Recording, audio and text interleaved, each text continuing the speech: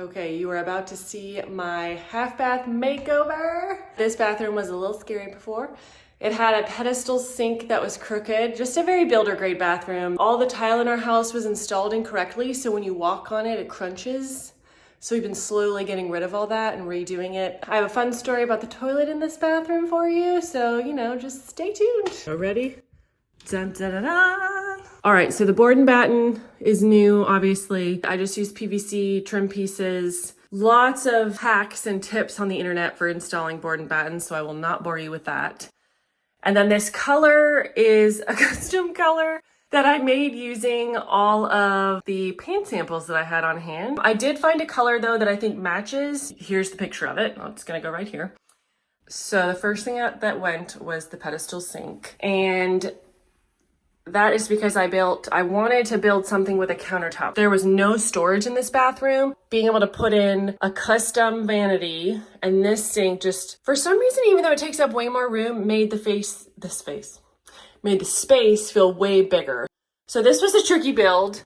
I'll just show you. Also, it hides the toddler potty, so just don't look at that. All right, so what I ended up doing was putting in the 2x4 braces, and then I cut a piece of plywood. That's the weird, like there's a 45-degree angle wall here and one here.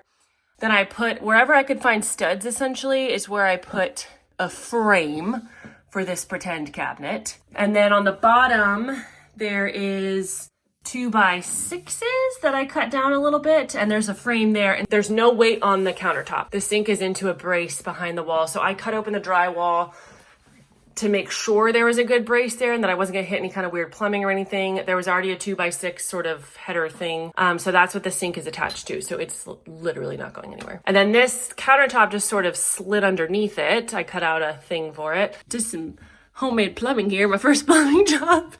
Which, yes, I realized I could have just used a 12-inch piece, but listen, I realized that after, so just, it works. It's, I didn't break anything, nothing leaked. So that was good. Also, forgot to say, this faucet is from Amazon, and I love it. It was perfect for the sink. The sink was also from Amazon. The pop-up thing is plastic, and we have hard water, so just don't look at that. Didn't scrub that for you guys.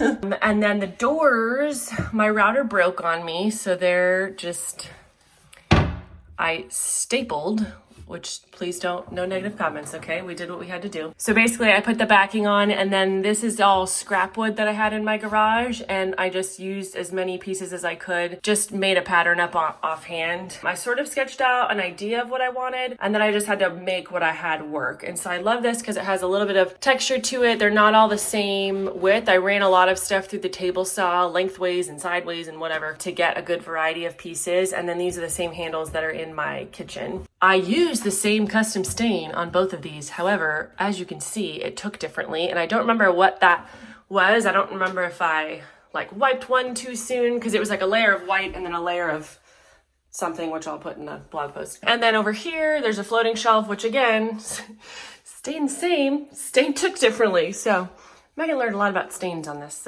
bathroom. And then this print is actually one of my photographs, which you can purchase in my print shop. And it just looks so cute in here. Like, how cute is that? It's perfect. Then the fun story about the toilet real quickly. This is a new toilet. I had planned to save the toilet in the basement that we redid. My brother-in-law taught me how to remove a toilet and then put it back in. So in this bathroom, I was like, I'm gonna do it. I'm gonna take out the toilet, put in the new tile, and then I'm gonna put the toilet back on, which I did. I managed to do it. I left the tank on when I took the toilet out, which was a lot of heavy lifting because toilets are heavy. Got it all back installed. Everything was good. I was so proud of myself. I'm like, I reused this toilet. Go me. Saving the planet. And then after a couple of days, I noticed that one of the bolts was leaking.